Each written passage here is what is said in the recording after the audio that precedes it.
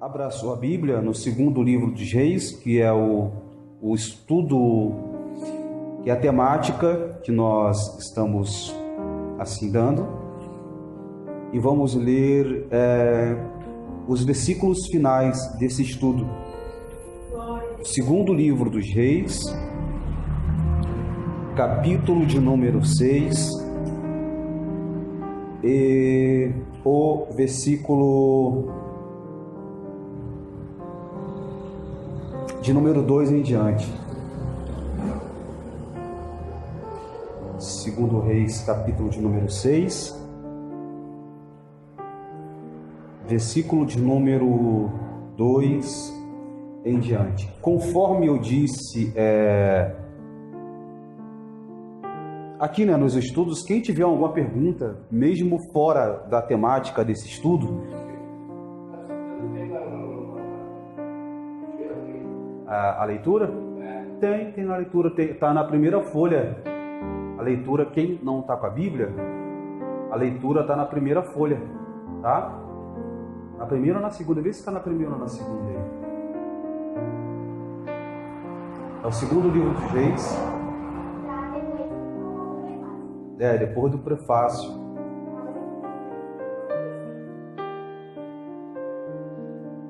Quem tiver alguma pergunta relacionado a esse estudo ou uma outra pergunta referente à Bíblia, vocês podem fazer a pergunta. Amém? Podemos ler? Diz assim o texto sagrado: Vamos, pois, até o Jordão, e tomemos de lá, cada um de nós, uma viga, e façamos-nos ali um lugar para habitar. E ele disse: Ide. E um disse: Queiras, por favor, ir com os teus servos? E disse: Eu irei. E foi com eles, e chegando ao Jordão, cortaram madeira. E aconteceu que quando um deles derrubava uma viga, o ferro caiu na água. E clamou e disse: Ai, meu senhor, ele era emprestado. E disse o homem de Deus: Onde caiu? E mostrou-lhe o lugar, e cortou uma madeira, e o lançou ali, e fez o ferro flutuar. E disse: Levanta-o. E ele estendeu a mão e o tomou. Só até aqui. Vamos orar. Pode ficar sentado mesmo. Bendito és tu, eterno Deus, Rei de todo o universo. Bendito seja o teu nome, o teu reino jamais terá fim. Fala conosco neste estudo de uma forma clara, concisa, da maneira que nós possamos absorver esse estudo desde o começo que iniciamos na semana anterior. Continua falando conosco, ó Pai. Fala ao nosso coração, exorta-nos, edifica-nos através do teu Ruach HaKodesh, do teu Espírito Santo, em nome de Jesus. Amém. Muito bem. Agora você vai abrir a tua apostila na página de número 9, na folha número 9. A folha número 9, que o tópico Vamos, pois, até o Jordão. Abra sua apostila na página de número... Depois da página número 8, você vai virar a página número 7, vai vir a página número 8 e vai ter essa epígrafe aqui, Vamos, pois, até o Jordão. Hoje nós vamos assim falar sobre a etimologia e o significado espiritual que nós podemos aprender com o Rio Jordão. E vamos finalizar esse estudo logo após a explicação do Jordão, e estaremos finalizando. Acharam? Bom, olha só.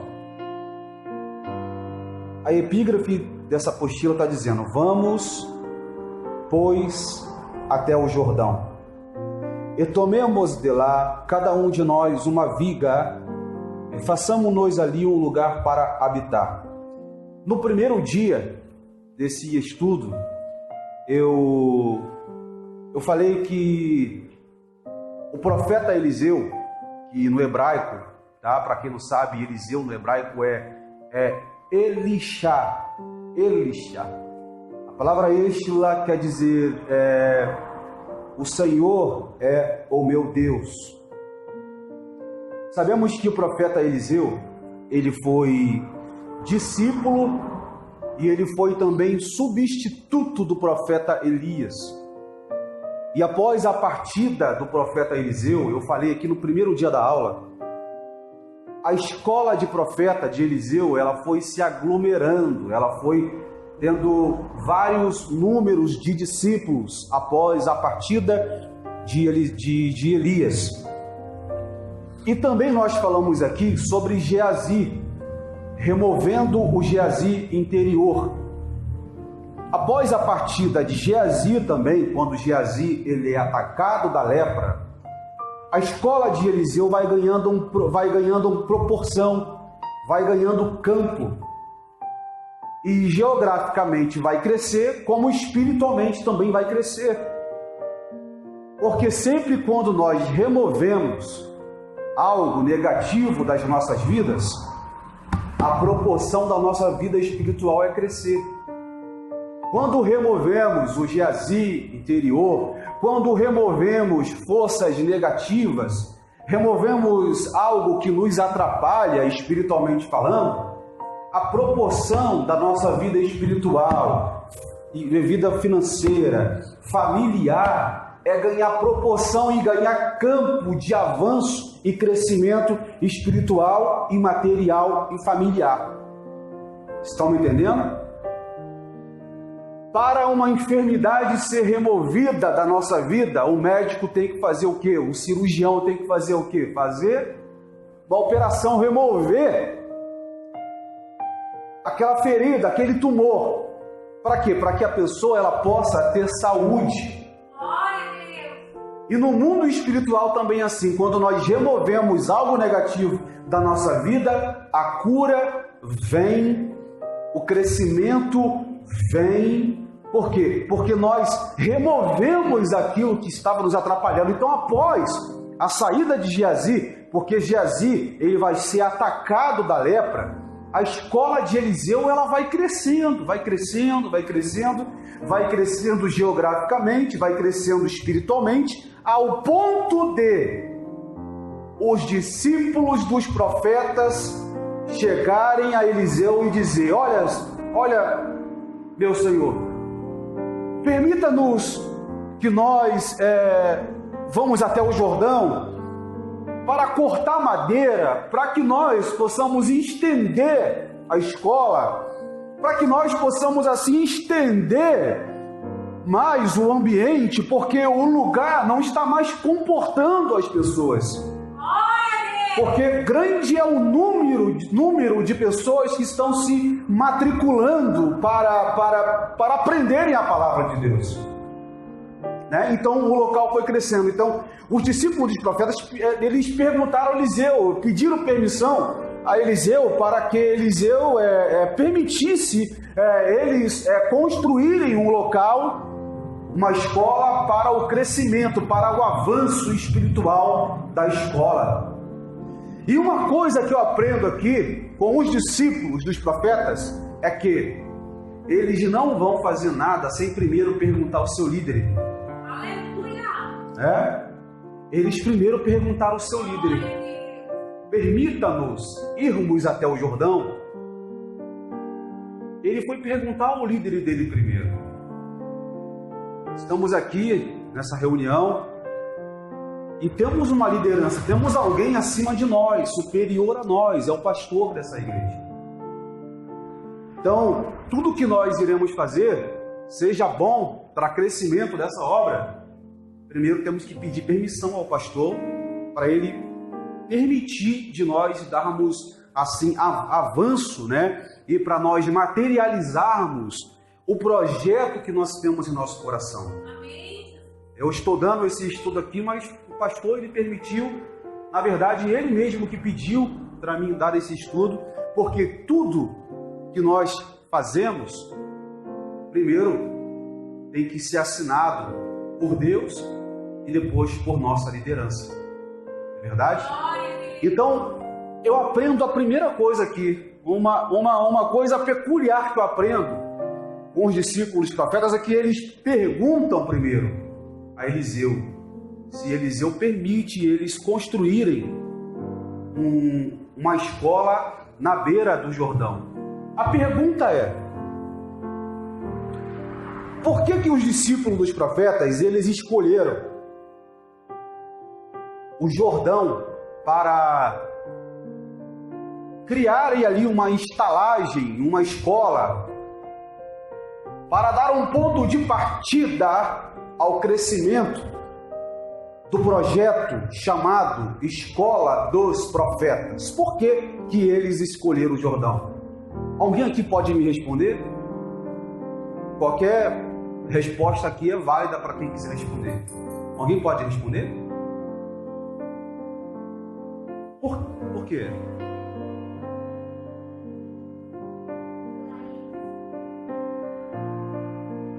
Isso, correto, muito bem.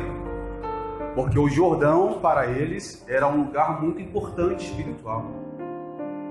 E por o Jordão ser um lugar importante, eles escolheram o Jordão para dar início à escola dos profetas corretos.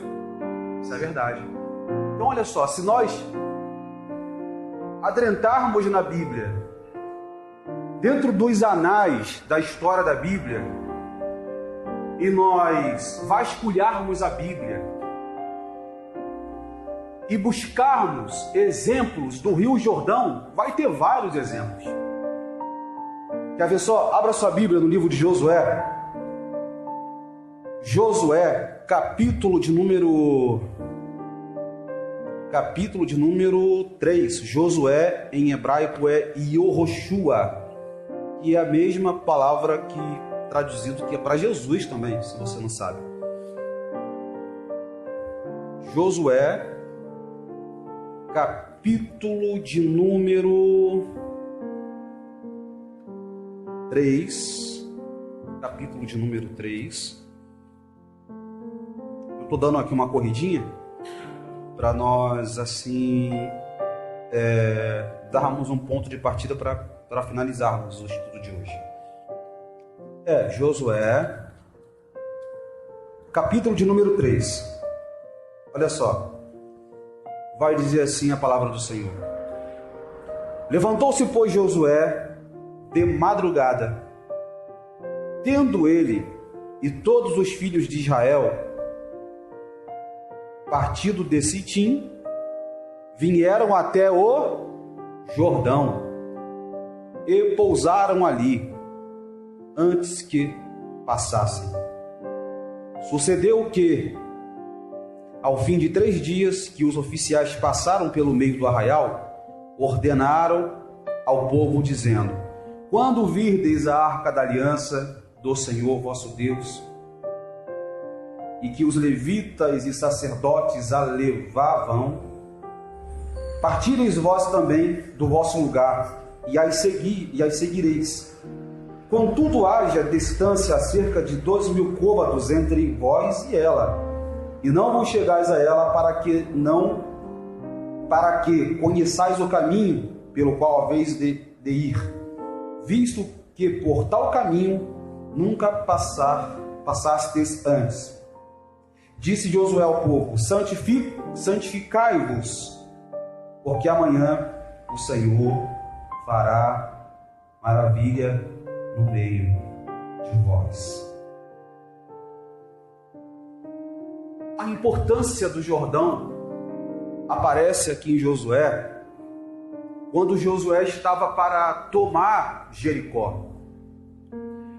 Josué ele falou para os sacerdotes, falou para os levitas, falou para o povo que estava se preparando para atravessar o Jordão, dizendo-lhes: santifica o povo hoje. Deus dizendo para Josué: santifica o povo hoje, porque amanhã o Senhor fará maravilha no meio de vós. Jordão ele vai aparecer aqui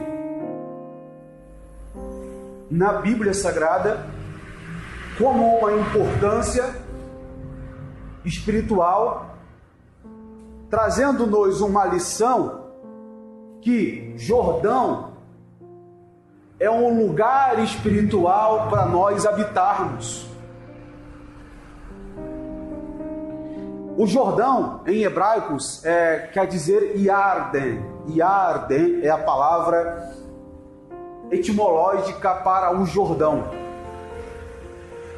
E para quem não sabe, aqui nessa apostila eu botei aqui um pequeno mapa, o mapa da geografia do Jordão, e nesse mapa aqui nós iremos aqui perceber que o Jordão ele nasce no Monte Hermon, ele desce no Mar da Galileia e ele morre no Mar Morto. Você pode virar a folha e você vai ver que aqui no mapa, um pequeno mapa, o Jordão ele nasce no Monte Hermon, ele passa pelo Mar da Galileia e continua o percurso e ele morre no Mar Morto. Vocês sabiam que o Jordão, o Rio Jordão, é o único rio do mundo, o único rio do mundo que não possui fontes naturais. Estão me entendendo? O que eu quero dizer com isso? Eu quero dizer que o Rio Jordão é um milagre de Deus. Todo rio, olha só, todo rio para ser rio, tem que ter o quê? Tem que ter uma fonte, né? Isso, aqui para os gaúchos é nascente, né? Então, tem que ter uma nascente. Todo rio, para ser rio, tem que ter uma nascente. Por que o rio Amazonas é um vasto rio que há milhares de litros de água no rio Amazonas? Por quê? Porque o rio Amazonas, segundo os especialistas, possui mais de 7.000 fontes e possui mais de 7.000 nascentes. Por quê? Se você pegar o rio daqui do Rio Grande do Sul, o rio do avião, dá para ver de cima do avião. Quando eu vim para cá de avião, a coisa mais linda é você avistar o rio daqui do Rio Grande do Sul, muito lindo. Não é rio. É, né? É isso. É, né? É porque ela recebe água do Rio Jacuí, do Rio Santa Maria, do Rio Aí vira uma lagoa. Então, mas por que aquela bacia é imensa, vasta? Por causa das fontes que alimentam aquela. Então, daqui podemos aprender uma coisa, olha só. O Rio Jordão é o único rio do mundo que não tem nascente, que não tem fonte. O Rio Jordão ele nasce no pé do Monte Hermon,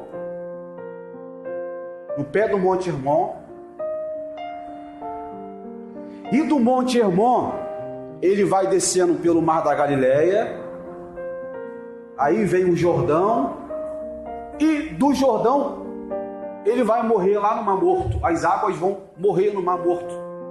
Até hoje o Mar Morto existe lá em Israel, e o Mar Morto segundo os estudiosos, era o local de Sodoma e Gomorra. Debaixo do Mar Morto está a cidade de Sodoma e Gomorra. Por isso que o Mar Morto é o único mar do mundo que não possui nenhuma espécie de peixe. Por quê? Porque o Mar Morto ele é salgado, tem muito sal. Nenhum micróbio, nenhuma bactéria consegue sobreviver no Mar Morto por causa do devido acúmulo de sal que há no Mar Morto. Estão me entendendo? O Rio Jordão nasce no Monte Hermon. E como que ele nasce no Monte Hermon? Como que ele nasce no Monte Hermon se ele não tem fonte, se ele não tem nascente? Como que ele nasce? Ora, em Israel, à noite é inverno. E de dia em Israel é verão. Só que entre as 4 estações, outono, primavera, verão e inverno, Israel passa por essas 4 estações. Quando é verão em Israel, lá é verão. Quando é inverno, lá também é inverno. Quem já leu aqui sobre aquela passagem que Jesus ele estava no Monte da Transfiguração? Quem já leu aqui? A Bíblia fala Monte Tabor, né? Mas na verdade aquele monte era o Monte Hermon. Sabia disso? Na Bíblia judaica, aquele monte não era o Monte Tabor. Porque geograficamente falando, o Monte Tabor não faz parte da geografia de Israel. E os nossos estudiosos, os nossos sábios dizem que o monte que Jesus estava, quando ele se transfigurou, era o Monte Hermon, onde nasce o Rio Jordão. Quer ver só uma coisa? Abra sua Bíblia. No livro de Salmo de número 133. É uma passagem muito conhecida. Salmo de número 133. É isso mesmo. Isso mesmo. Salmo de número 133. Eu vou ler aqui rapidamente. E diz assim: ó quão bom e agradável viverem unidos os irmãos. É como óleo precioso sobre a cabeça, o qual desce para a barba de Arão, e desce para a gola das suas vestes. É como o orvalho do Hermon, que desce sobre os montes de Sião. Ali ordena o Senhor a sua bênção e a vida para sempre. Estão me entendendo? Olha aqui o salmista, ele faz aqui uma comparação do Monte Hermon à unção sacerdotal. Quando o sacerdote ele era ungido, sacerdote, um rei, eles eram ungidos, eles recebiam uma unção de óleo sobre a cabeça, e o azeite que eles eram consagrados não era um azeite desses que nós temos, né, hoje na igreja. O azeite era tipo mel. Quem já viu aqui mel aqui? Mel. Pega o mel é pastoso, né? É pastoso. O azeite era assim naquela época. Quando o sacerdote ia ungir um rei, ele pegava aquele óleo pastoso e derramava sobre a cabeça do rei ou do sacerdote, e aquele óleo pastoso, ele caía sobre a cabeça da pessoa e virava um formato de uma coroa e descia sobre a gola até chegar nos pés da pessoa, simbolizando a unção e a bênção que Deus ele estava dando para aquela pessoa. E outro dia eu vou falar aqui sobre a diferença entre a unção de Davi e a unção do rei Saul. Porque se você pegar a Bíblia em 1 Samuel, capítulo de número 11, o rei Saul, ele foi ungido por um vaso de azeite. Mas se você pegar a Bíblia em 1 Samuel, capítulo 16, Davi, ele foi ungido por um chifre de azeite. Algumas traduções dizem chifre, outras traduções dizem frasco, só que na verdade era chifre. Qual a diferença entre o chifre e o frasco de azeite? Em uma outra oportunidade eu vou explicar isso. A diferença é que o frasco de azeite é frágil. Estão me entendendo? Um frasco de azeite é de barro. Se eu jogar no chão, ele vai cair, vai se despedaçar. A unção que Saul recebeu de um frasco de azeite simboliza o reinado fracassado que ele teve, que era como um frasco que se quebrava facilmente. Mas o reinado de Davi foi um reinado de altos e baixos. Porém, você nunca vai ver Davi se prostrando perante imagem de escultura.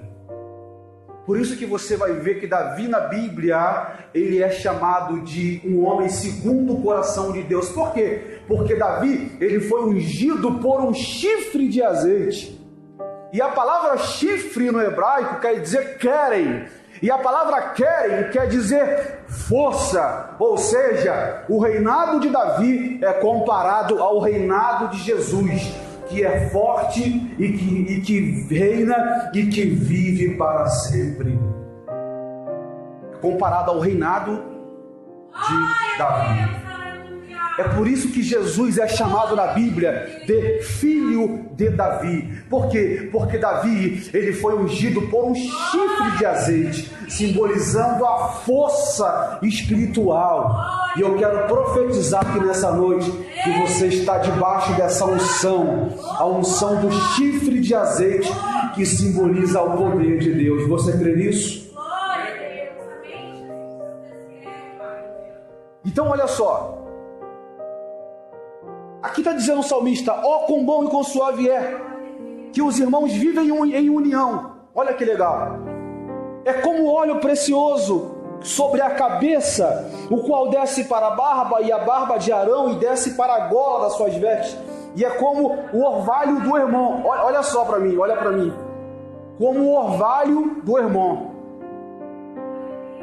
O rio Jordão, ele nasce no pé do Monte Hermon. O que isso quer dizer?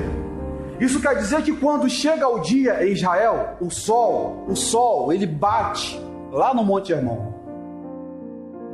Quem já viu aqui, eu não sei se aqui no Rio Grande do Sul tem, eu não conheço muito o Rio Grande do Sul, mas você, nos lugares assim, né, interiores do Rio Grande do Sul, quem mora assim no interior deve ver um monte de longe, né, um morro, e em cima do morro tem aquela serração branquinha, né? É como gelo, né? Quem já viu isso? Em Israel também é assim. Lá em Israel, quando o sol bate no Monte Hermon, aquela geleira que fica lá em cima do Monte Hermon se derrete. Ela se derrete. E aquele gelo vai se transformando em água. E aquelas águas, elas vão direto para o Rio Jordão. Dali que o Rio Jordão nasce. Foi por isso que o discípulo dos profetas escolheram o Rio Jordão para colocar ali uma escola para o crescimento da escola de profetas. Amém ou não amém? Está aqui o segredo espiritual. O porquê que eles escolheram o Rio Jordão para colocarem ali uma estalagem profética, para dar início a uma escola de profeta. Por quê? Porque o Jordão na Bíblia tem um significado espiritual. O Jordão tem um significado espiritual até hoje. Até hoje. Você sabia, pastora, que pessoas que têm condição financeira vão para Israel se batizar no Jordão? Quem me dera se eu fosse para Israel me batizar no Rio Jordão, né? Poxa, já pensou você ser batizado onde Jesus foi batizado? Já pensou? Que maravilha você, o pastor te batizando lá e você ali sendo batizado, e quando você está descendo nas águas, aí você se lembra: foi aqui que o meu Jesus foi batizado. Aleluia! Jordão é um lugar profético. E qual é a aplicabilidade que eu quero aplicar nesse estudo? Para você crescer espiritualmente, para você ganhar campo e espaço espiritualmente, escolha o Jordão para dar início aos seus projetos. Fala para o seu irmão assim, ó: vamos, pois, até o Jordão. Vamos, pois, até o Jordão. Porque Jordão é um lugar profético. Jordão é um lugar profético. Quer ver só como é que Jordão é um lugar profético? No capítulo 2 de 2 Reis, a Bíblia fala que Deus estava para levar Elias em um redemoinho de fogo. Aí Elias, ele vai falar para Eliseu: ô Eliseu, ó, tu vai ser o meu substituto. Tudo bem, tu vai ser meu substituto. Então Eliseu, tu fica aqui, que eu vou até Betel. Aí Eliseu vai dizer para Elias: tão certo como vive o Senhor e vive tua alma, eu não te deixarei. E ambos foram para Betel. Chegando em Betel, os discípulos dos profetas disseram para Eliseu: sabes que teu Senhor tomará por de cima de tua cabeça? Eliseu falou: eu sei, calai-vos. Olha para mim, eu estou falando sobre o Jordão. Para chegar no Jordão, você tem que passar por 2 estágios. O primeiro estágio é Betel. O segundo estágio é Jericó. É quando Elias fala para Eliseu: Eliseu, fica aqui em Betel, porque o Senhor me enviou até a Jericó. Eliseu vai dizer: tão certo como vive o Senhor e vive a tua alma, eu não te deixarei. E ambos foram para Jericó. Chegando em Jericó, os Bnei Hanevi, os discípulos dos profetas, vão dizer para Eliseu: Eliseu, tu está sabendo que Elias será tomado por uma carruagem de fogo? Eliseu vai dizer: eu sei, calai-vos. O segundo estágio para chegar no Jordão é Jericó. Olha para mim, Betel simboliza o primeiro estágio da vida espiritual que todo crente tem quando começa no Evangelho. Porque Betel simboliza a casa de Deus. Betel simboliza a casa de Deus. Jericó é o segundo estágio para quem quer chegar no Jordão.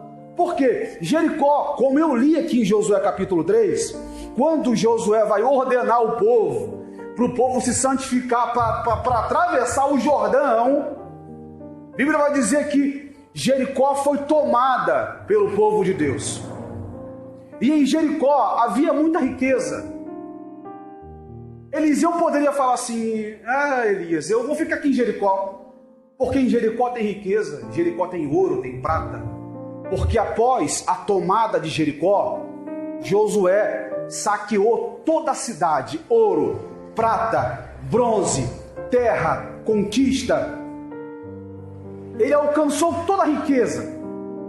Eliseu poderia se conter, falar: olha Elias, eu vou ficar aqui em Jericó mesmo, porque em Jericó tem riqueza, em Jericó tem ouro, tem prata. Olha para mim, a nossa vida espiritual é feita de ciclos. É feita de ciclos. O primeiro ciclo é Betel. O segundo ciclo é Jericó. Só que nós não podemos ficar presos a ciclos. Nós temos que sair dos ciclos para que esses ciclos não virem ciclos viciosos. Porque o nosso objetivo não é Betel, não é Jericó. O nosso objetivo é o Jordão. E quando nós saímos de Betel, saímos de Jericó e chegamos em Jordão, se prepare que a bênção vai ser dobrada. Quando você chega em Betel, você pode pedir o que você quiser pedir para Deus, que Ele vai te dar, porque você chegou até o Jordão. Pastora, tem muita gente que nem chegou em Betel, nem chegou em Jericó e quer atravessar o Jordão. Irmão Joel, tem muita gente que parou em Betel. Tem muita gente que parou em Jericó porque deram ouvido a outras pessoas. Se Eliseu desse ouvido aos discípulos dos profetas dizendo: olha, tu sabe que o teu servo, que o teu senhor Elias será tomado? Eliseu poderia falar assim: sim, eu sei, eu vou ficar aqui em Betel mesmo, eu vou me conter com Betel. Mas não, Eliseu, ele foi dando passos largos, porque Porque na nossa vida espiritual também é assim. O diabo sempre quer colocar um limite para você não dar passos largos. Mas o Senhor está dizendo para você: não se contente com Jericó, não te contente com Betel. Vá para o Jordão, porque o Jordão é o limite que você vai chegar para você ter um encontro com Deus. Aleluia! Jordão é o lugar de encontro com Deus. Aí Elias, ele fala assim para Eliseu: Eliseu, fica aqui porque o Senhor me enviou até o Jordão. Eliseu vai dizer assim: eu já passei por Betel, passei por Jericó, agora o Senhor está mandando eu ficar aqui em Jericó? Não, eu vou com você para o Jordão. Se você ler o capítulo 2 de 2 Reis, vocês vão ver que os discípulos dos profetas, ao verem Elias e Eliseu irem para o Jordão, eles ficaram de longe, vendo Eliseu e Elias indo para o Jordão. Por quê? Quem vai para Jericó, quem vai para Betel e não consegue suportar as lutas espirituais, não consegue chegar no Jordão. Para chegar no Jordão tem que suportar. O diabo vai fazer de tudo para você não chegar no Jordão. Ele vai querer colocar pedras no caminho. Ele vai querer colocar empecilhos, obstáculos, mas você tem que olhar para os obstáculos e não olhar para os obstáculos como algo impossível de você passar. Você tem que olhar para os obstáculos e dizer: eu passei de Betel, passei de Jericó, agora eu vou chegar até o Jordão. Quando chegaram em Jordão, eu vou fazer aqui uma simulação para vocês entenderem. Vou pegar essa bandeira aqui de Israel. Posso pegar, pastora? Gostei dessa bandeira aqui, viu? Vou comprar uma dessa aqui para mim. Bandeira aqui abençoada aqui de Israel. Olha para mim. Quem quer chegar no Jordão aqui? Quem quer chegar no Jordão? Quer chegar no Jordão? Quer chegar no Jordão? Quando Eliseu chegou no Jordão com Elias, aqui eu estou explicando para você o que significa o Jordão. Por que os discípulos escolheram o Jordão para instalarem uma escola? Isso aqui é muito forte. Quando Eliseu chegou no Jordão com Elias, olha para mim, quando você chega no Jordão, você pode pedir para Deus aquilo que você quiser que Ele vai te dar. Quando ele chegou no Jordão, Elias falou para Eliseu: pede-me o que queres que eu te faça, antes de eu ser tomado de ti. Isso aqui é muito forte. Sabe o que Eliseu vai dizer? Eu quero porção dobrada do teu Espírito sobre mim. Eliseu poderia pedir assim, pastora: Elias, eu cheguei até aqui o Jordão, eu quero então um carro novo, eu quero um apartamento, com Wi-Fi, com TV de não sei quantas polegadas, não é assim? Mas ele vai falar o seguinte: eu quero porção dobrada do teu Espírito sobre mim. Aí Elias vai olhar para Eliseu, irmã noiva, fala assim: tu tem certeza que é isso que você quer? Tenho. Elias vai dizer: coisa dura você me pediu. Se eu for tomado de ti, assim seja. Se não for, assim não seja. A Bíblia diz que Elias, olha para mim, ele pegou a capa que ele usava, porque todo profeta usava uma capa. Zacarias capítulo 13 fala que todo profeta usava uma capa, porque a capa simboliza o peso do ministério do profeta.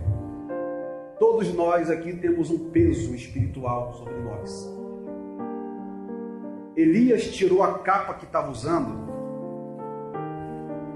ele dobrou a capa e ele feriu as águas do Jordão. Quando ele fere as águas do Jordão, o Jordão se abre no meio. As águas se abrem no meio. E os dois andam pelo Jordão com seus pés secos. Quando eles atravessaram o Jordão, uma carruagem de fogo desceu do céu e tomou Elias. E o profeta Eliseu vai dizer: meu pai, cavaleiros de Israel. E naquele momento, o profeta Elias subiu, e ao atravessar o Jordão, Eliseu recebeu o manto profético. Porque Jordão é lugar em que você vai ter uma experiência com Deus. Sentindo a presença de Deus aqui nessa noite. Sentindo a presença de Deus aqui nessa noite. Após esse estudo, Deus ele vai derramar porção dobrada para muita gente aqui nessa noite. O diabo ele vai fazer de tudo para você não chegar no Jordão. Porque o diabo sabe que se você chegar no Jordão, você vai receber porção dobrada do Espírito de Deus sobre a tua vida. Mas o Senhor está dizendo para você: você chegou aqui até agora, vou eu te dar mais força para você continuar a jornada e você atravessar o Jordão. Quantos vão atravessar o Jordão aqui nessa noite? Levanta a sua mão para o céu e dê uma glória a Deus aqui nesse lugar. É por isso que eles escolheram o Jordão, porque Jordão significa intimidade com Deus. Intimidade com Deus. Por isso que eles disseram: vamos, pois, até o Jordão. Vamos, pois, até o Jordão. Se eu for falar aqui de Jordão, eu vou ficar aqui até 10 horas, até 11 horas, falando sobre o Jordão. Jesus foi batizado no Jordão. João Batista batizava no Jordão. A Bíblia diz que Naamã, ele foi curado no Jordão. Por que eles escolheram o Jordão? Porque o Jordão nascia no Monte Hermon. E o Salmo 133 fala, que é do Hermon, de onde vem as águas do Jordão, que Deus ali ordena a bênção e a vida para sempre. Ele ordena a vida e a bênção para sempre. Porque Jordão é lugar de bênção. Jordão é lugar de humilhação. Jordão é lugar de você ter experiência com Deus. Por isso que os discípulos escolheram o Jordão. O segundo motivo por que eles escolheram o Jordão. Jordão traz à memória um divisor de águas da unção de Eliseu, quando Elias é transladado. O segundo ponto porque eles escolheram o Jordão. Porque as águas do Jordão eram purificadoras. Se Naamã não mergulhasse no Jordão, ele não seria curado. As águas do Jordão simbolizam o quê? A palavra de Deus. O apóstolo Paulo disse: vocês são limpos por causa da palavra. Jesus falou para Nicodemos: tem que nascer da água e também tem que nascer do Espírito, senão você não vai entrar no reino de Deus. As águas do Jordão simboliza, irmão Joel, a palavra de Deus.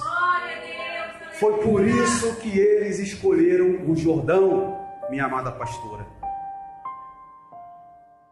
Todo projeto que você fizer com Deus, escolha o Jordão. Porque no Jordão tem água. No Jordão tem experiência com Deus. No Jordão tem a presença do Senhor sobre a tua vida. Estende sua mão assim que eu quero liberar uma palavra profética para você. O Senhor está dizendo para você aqui nessa noite: você passou por Betel, passou por Jericó, você chegou até o Jordão.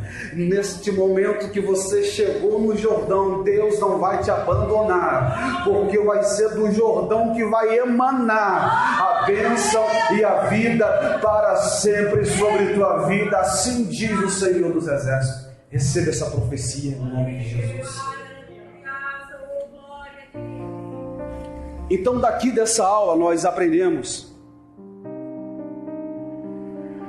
a importância do Jordão. Tem muita coisa aqui do Jordão que eu botei aqui na apostila, vocês depois leem na sua casa, reflitem na sua casa. Agora eu quero aqui partir para finalizar essa apostila aqui. Vira a folha no capítulo 10. Na folha no capítulo 10. É sobre recuperando o machado. Amém? Recuperando o machado.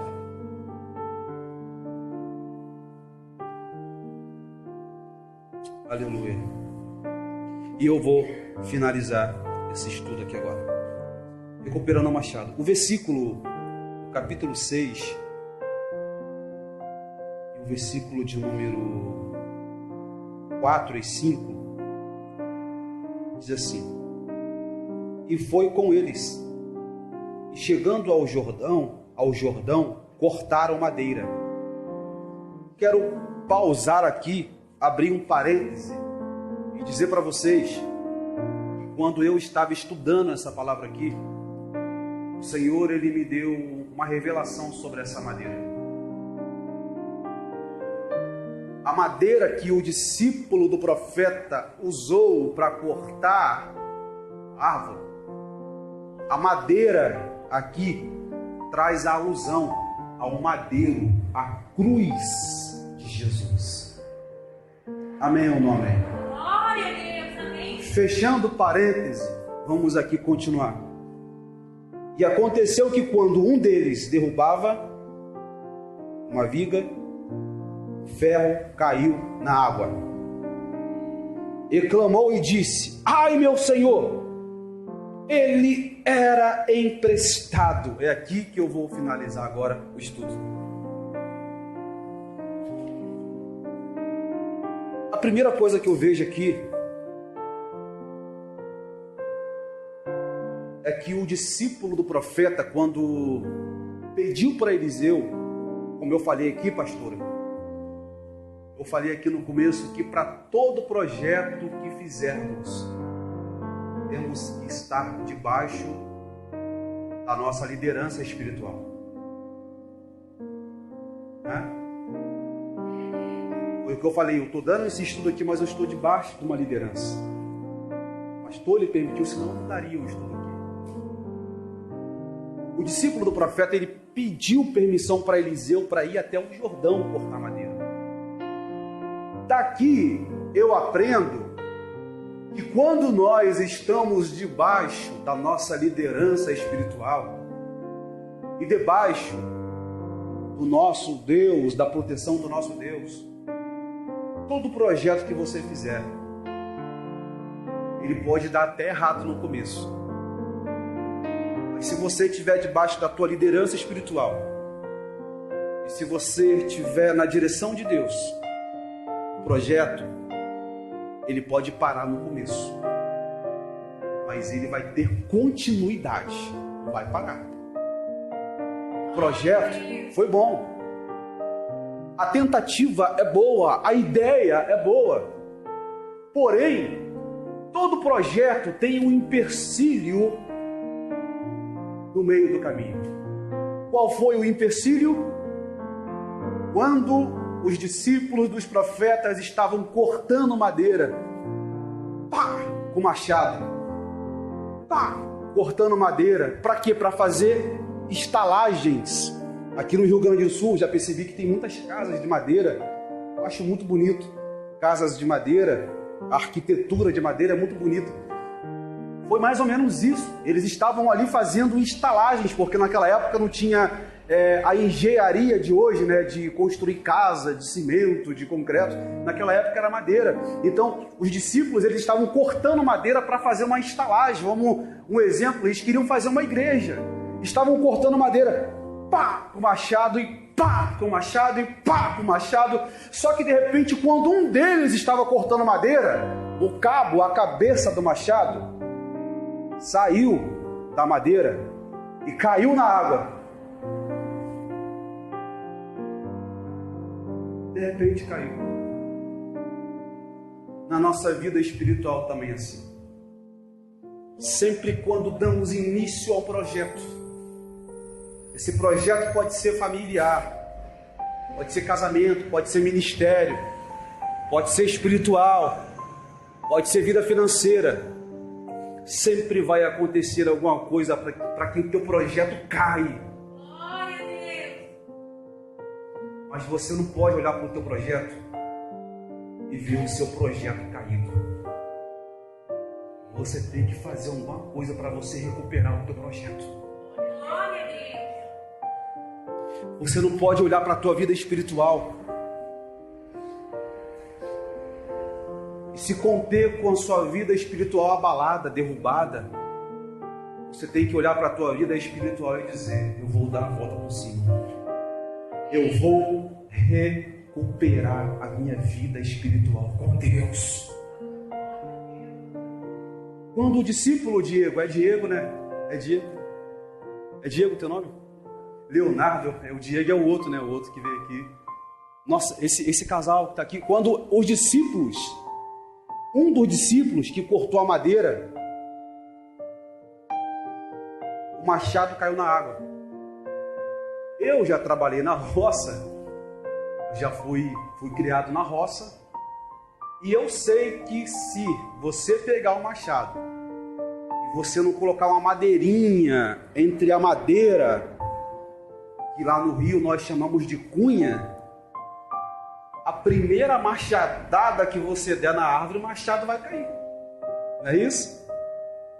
Eu fui criado na roça, cortando lenha. Naquela época eu morava lá, eu morava no Rio. Lá no Rio tem roça, lá no Rio. Tem roça. Lá tem interiorzão, lá tem lugar lá que não tem nem luz. Tem lugar que eu morei num lugar no Rio que não tinha nem luz. Eu tinha 12 anos de idade, não tinha nem luz. A luz lá era vela. E o meu tio me ensinava para cortar, para usar o machado, para manusear o machado, tem que botar uma cunha. Fica aqui, ó. Eu acho que Eclesiastes 10, vamos ver se é isso mesmo. Eclesiastes 10. Vamos aqui ver se é isso mesmo. Eclesiastes 10, 10. Abre aí para ver se é isso mesmo. Abre aí para ver se é isso mesmo. Eclesiastes 10, 10. É isso mesmo. Olha só o que diz Eclesiastes 10, 10. Se o ferro do machado está embotado, ou seja, frouxo, o cabo, e não se afia o corte, é preciso redobrar a força.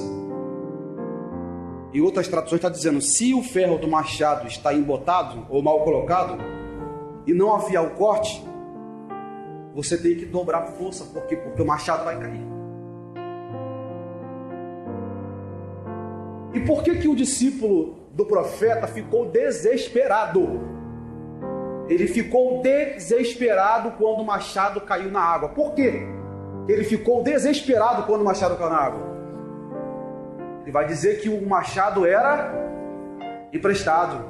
Se era emprestado, ele tinha o quê? Uma responsabilidade de entregá-lo para o seu dono.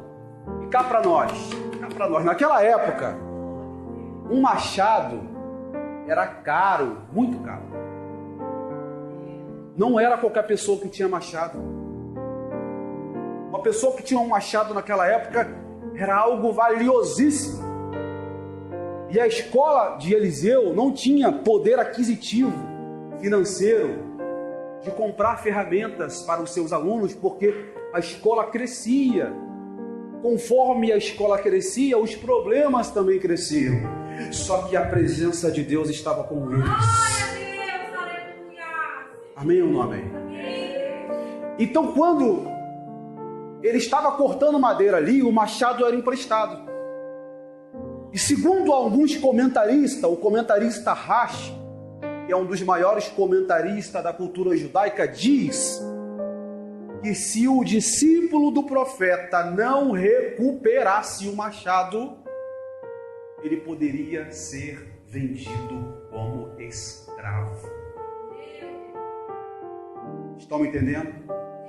Em qual base bíblica que eu estou dizendo isso? É só você ler em 2 Reis, capítulo 4. E quando uma das mulheres dos discípulos dos profetas, o credor foi cobrar ela uma dívida do seu esposo, o que o credor falou para aquela mulher? Se você não pagar a dívida do teu esposo, eu vou levar os seus filhos como escravo. Na lei judaica, naquela época, essa lei não se aplica mais hoje, mas na lei judaica, no livro de Números e no livro de Êxodo, fala sobre a lei do escravo. Um exemplo, se eu roubei alguém e eu não tenho dinheiro para pagar aquela pessoa, eu sou vendido como escravo para aquela pessoa que eu fiquei devendo. Eu ficava 6 anos como escravo. Está no livro de Êxodo, isso depois eu vou provar para vocês. Eu ficava 6 anos servindo aquela pessoa como escravo. No 7º ano, eu era liberado para seguir a minha vida. O discípulo do profeta estava correndo risco, irmão Joel, de ser vendido como escravo. Se ele fosse vendido como escravo, ele ia perder o quê? A oportunidade de continuar na escola do profeta Eliseu. Ele estava colocando em risco o seu ministério, a sua chamada, o seu projeto, a sua história. Se ele não recuperasse o machado, obviamente ele seria excluído da escola do profeta Eliseu, porque a escola de Eliseu era regida por obediência a Deus. E qualquer aluno que negligenciasse a palavra de Deus era removido da escola. Os dias de hoje, quando uma pessoa estuda num colégio, essa pessoa, quando apronta, ela é o quê? Ela é levada à secretaria e o diretor vai lá e o quê? Exclui aquela pessoa, né? Ia acontecer mais ou menos isso com esse discípulo. Ele seria levado até Eliseu e Eliseu ia falar assim: olha, você não recuperou o machado, né? O machado era emprestado, então você não pode continuar aqui na nossa escola de profetas, porque você quebrou um princípio. E não se deve pegar algo de alguém emprestado e não devolver. Você quebrou, então você tem que ser punido. Você vai ser vendido como escravo. Só que esse aluno, ele vai dar a volta por cima. Esse aluno vai nos ensinar que quedas acontecem. Tropeços acontecem. Uma coisa é você cair. Outra coisa é você permanecer caído.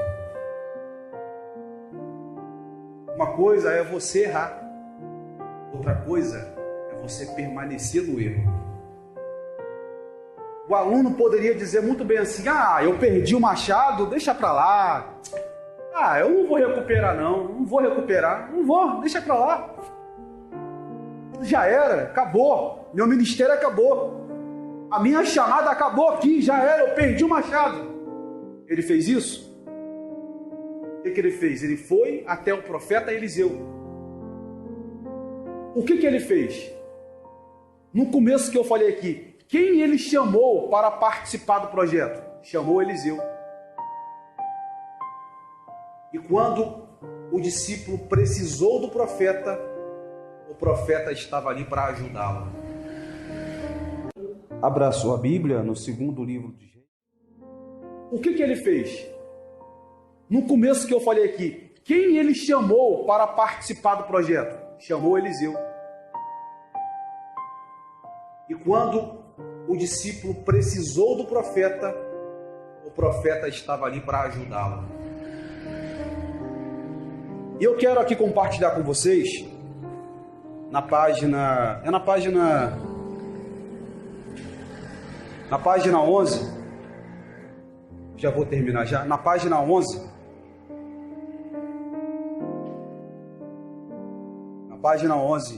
isso mesmo, que está escrito assim na epígrafe: quando não se desiste, existe.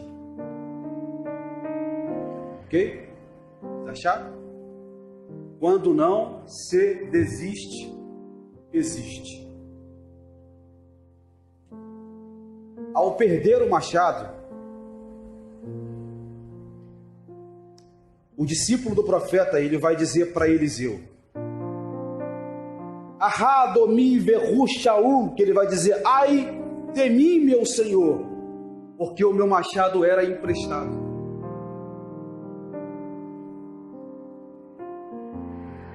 Existe um princípio dentro do judaísmo, que esse princípio é em uma halahá. Halahá quer dizer leis e regras. O halahot, existe uma halahá no judaísmo que quer dizer yeush. Yeush quer dizer abrir mão. Quem está me entendendo? Yeush, a palavra Yeush quer dizer abrir mão, Leonardo. Eu vou explicar para vocês. Eu tenho um celular. Presta teu celular aqui rapidinho. Eu tenho um celular. Quem está vendo esse celular aqui? Quem está vendo? Em Yeush é isso aqui, ó. Eu tenho um celular. Eu estou na rua, meu celular cai no chão e eu não percebo. Eu perco o celular. Eu vou chegar em casa, eu vou botar a mão no bolso e eu vou... Cadê meu celular? Eu estava com o celular aqui. Eu perdi meu celular. O que você vai fazer? Você vai correr atrás do seu celular, né? Você vai passar por aquele caminho que você passou, vai voltar por aquele caminho que você passou e vai tentar achar o celular pelo aquele caminho que você passou. Só que hoje, é claro que se você perder um celular, meu irmão, ninguém, não vou dizer todos, mas tem pessoas que não vão te devolver o celular. Vou tirar o chip, opa, vou ficar para mim, né?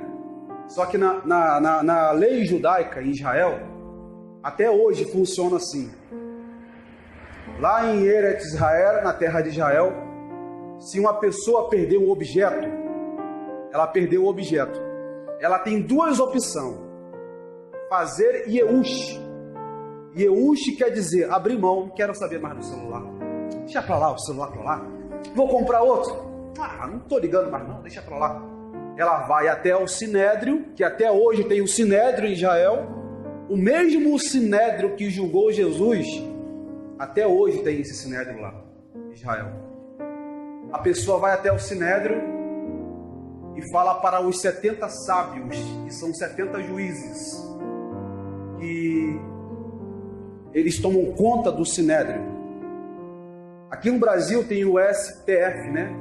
Lá em Brasília é o STF. Que infelizmente é corrupto demais aquele STF. Muito corrupto. Só que em Israel tem o Sinédrio, o Sinedri, que é a corte judaica, em que eles julgam causas familiares até espirituais.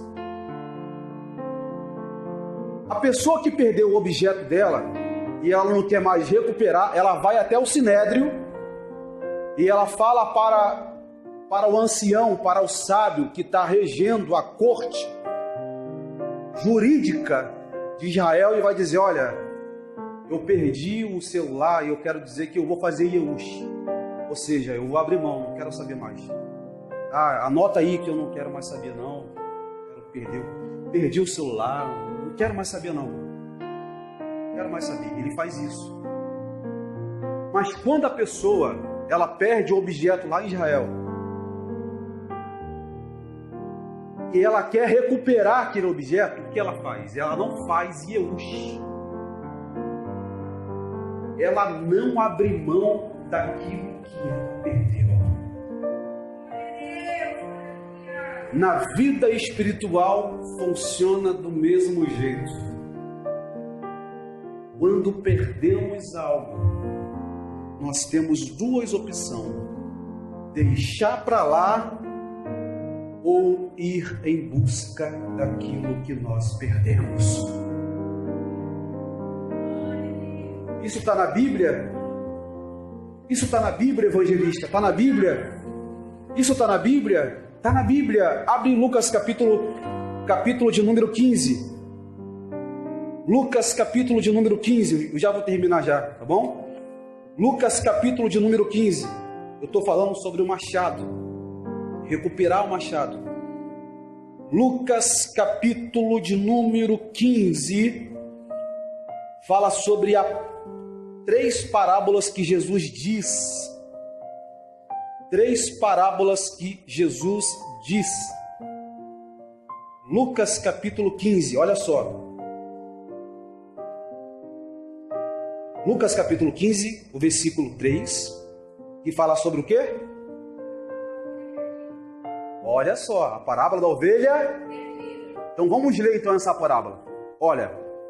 Então lhe propôs Jesus esta parábola: qual dentre vós é o homem que, possuindo 100 ovelhas, perdendo uma delas, não deixa no deserto as 99 e vai em busca da que se perdeu até encontrar?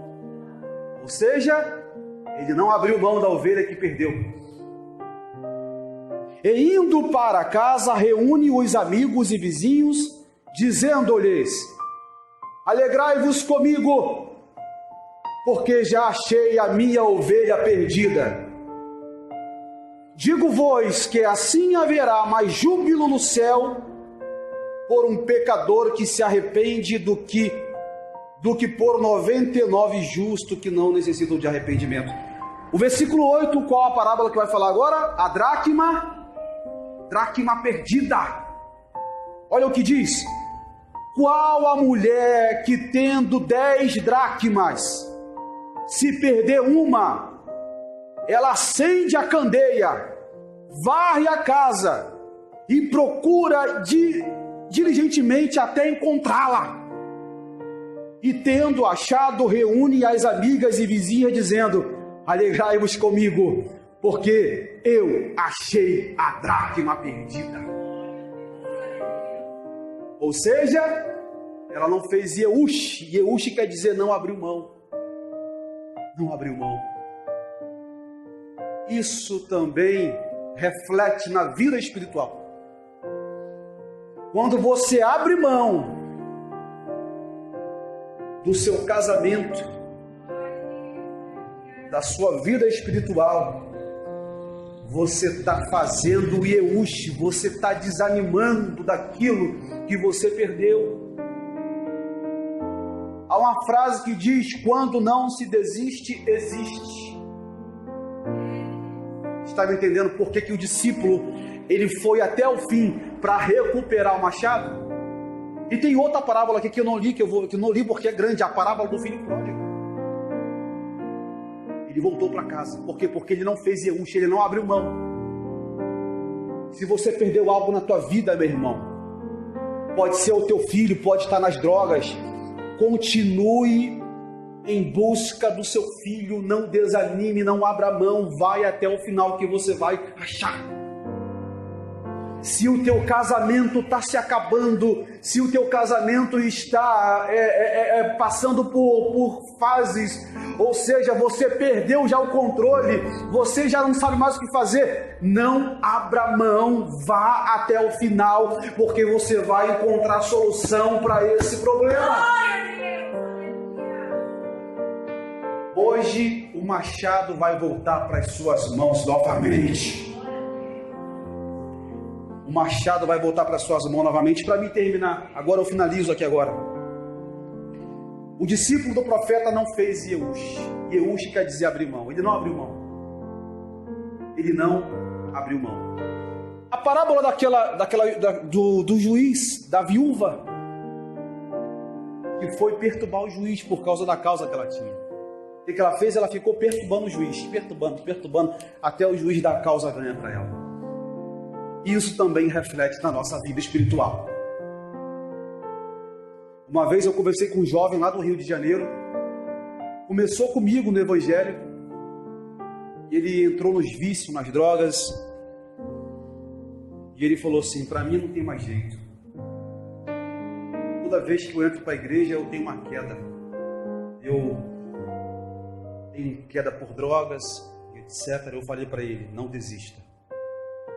Não desista, vá atrás, porque enquanto há vida há esperança. Enquanto há vida há esperança. Para mim finalizar aqui, o versículo de número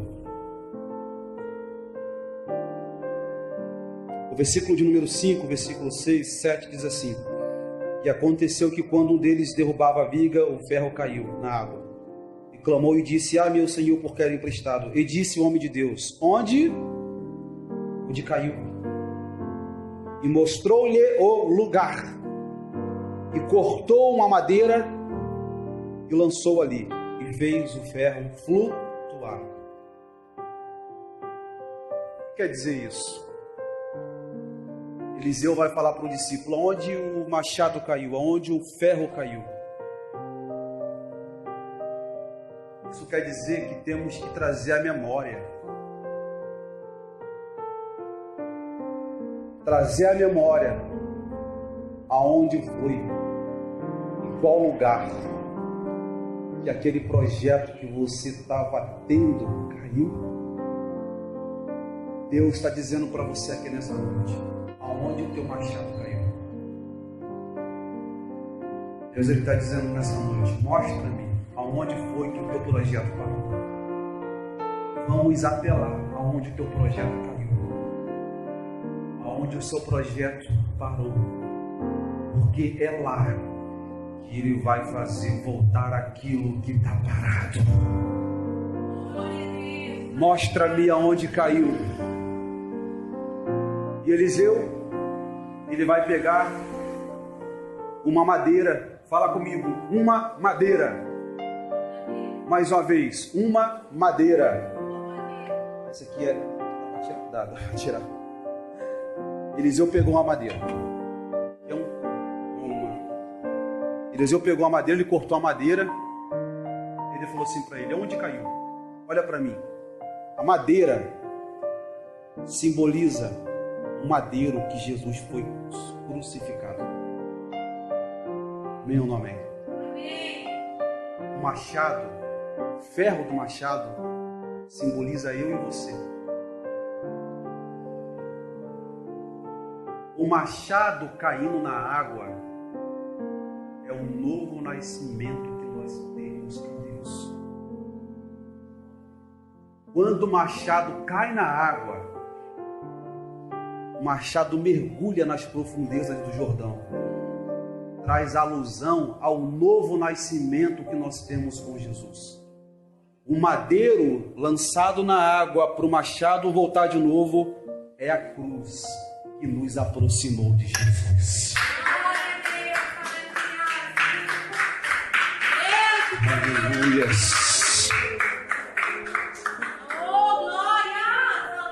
O que eu falei aqui, pastora, o que eu falei aqui você não vai encontrar em nenhuma prateleira teológica de seminário de teologia. Sabe por causa de quê? Isso aqui é revelação da palavra de Deus. Alaba, taraka, o madeiro nos aproximou de Jesus. Quando ele lança o madeiro na água, o machado flutua. O madeiro simboliza a árvore da vida, simboliza a cruz, onde nós fomos alcançados por Jesus. Se coloca de pé pela permissão da pastora. Quem está sentindo a presença de Deus aqui nessa noite? Está sentindo a presença do Espírito Santo aqui nessa noite? Tem o último tópico aqui, mas você vai ler na tua casa. Que é quando Eliseu vai dizer para o discípulo do profeta: estende as mãos. E quando ele estendeu as mãos, o machado voltou para sua mão novamente. Você vai orar agora comigo. Vou pedir, você pode botar um fundo musical baixinho, pode? Tá? Em nome de Jesus Cristo. Quantos acreditam que aquilo que você perdeu vai voltar? Aprendemos aqui nessa noite que Jordão simboliza lugar espiritual. Aprendemos aqui nessa noite que o machado simboliza a nossa vida. O madeiro que Eliseu lançou no machado simboliza a cruz de Jesus que nos aproximou. Uma vez que fomos mergulhados nas águas do Jordão, a morte de cruz, o madeiro da cruz nos aproximou e nos juntou com ele novamente.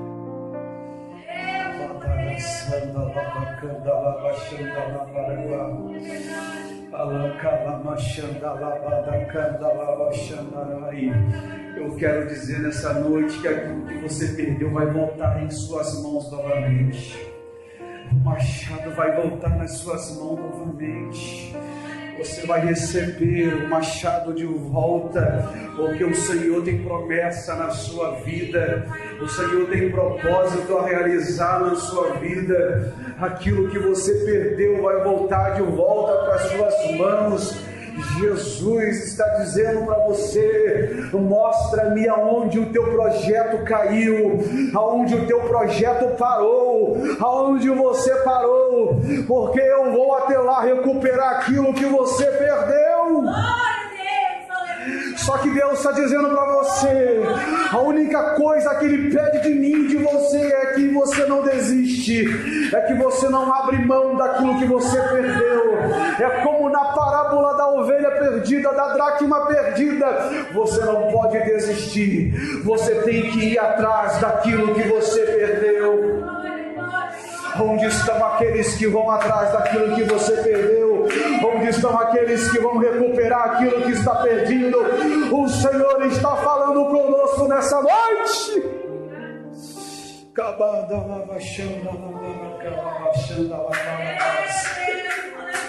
Curve sua cabeça nessa noite. Curve sua cabeça nessa noite. Você chegou até o Jordão. Você chegou até o Jordão. As pessoas acharam que você não ia conseguir chegar ao Jordão. Só que você chegou no Jordão. E quando você chegou no Jordão, parece que tudo estava dando certo, mas de repente tudo parou. Mas o Senhor está dizendo: Ele está aqui nessa noite para recuperar aquilo que você perdeu.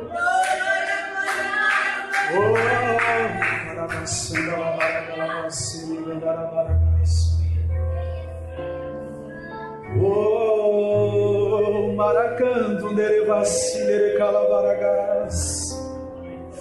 Eu estou sentindo a presença de Deus aqui nessa noite.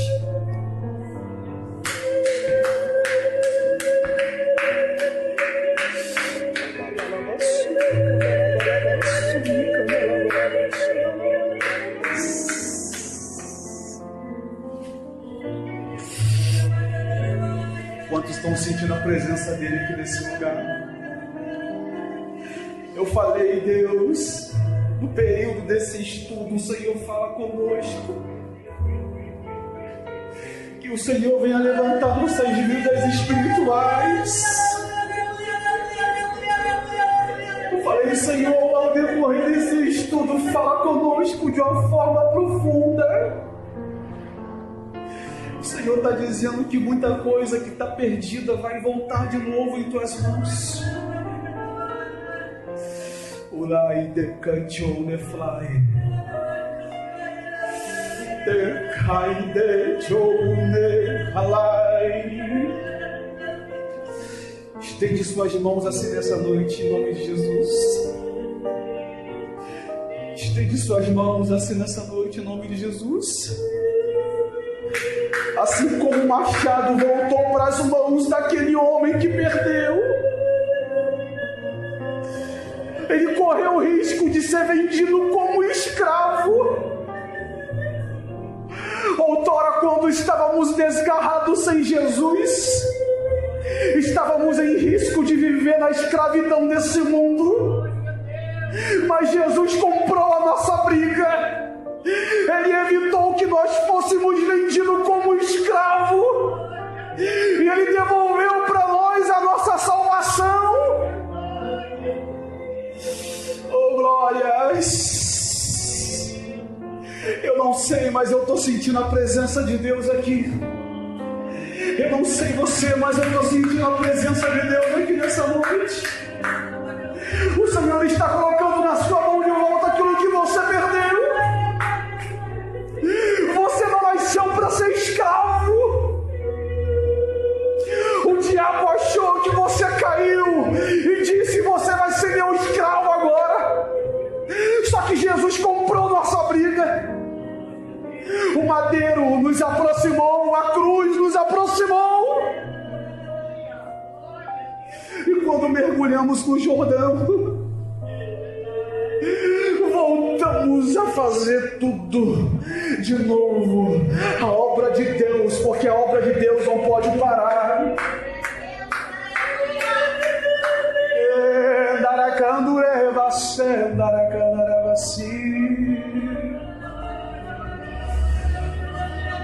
Nerebaracando, nerebase, nerecando, nerebase, neregawe. Inde placa, neregassi, necalavassi. Oh, coloque a mão no seu coração nesse momento. O machado voltou. Você vai voltar para a tua casa alegre, dizendo: eu não vou ser vendido como escravo, porque Jesus comprou a minha briga. Jesus comprou a minha briga. Aquilo que eu perdi voltou de novo em minhas mãos. E você vai voltar para casa recuperado, com o seu ministério renovado, com a sua vida espiritual renovada, porque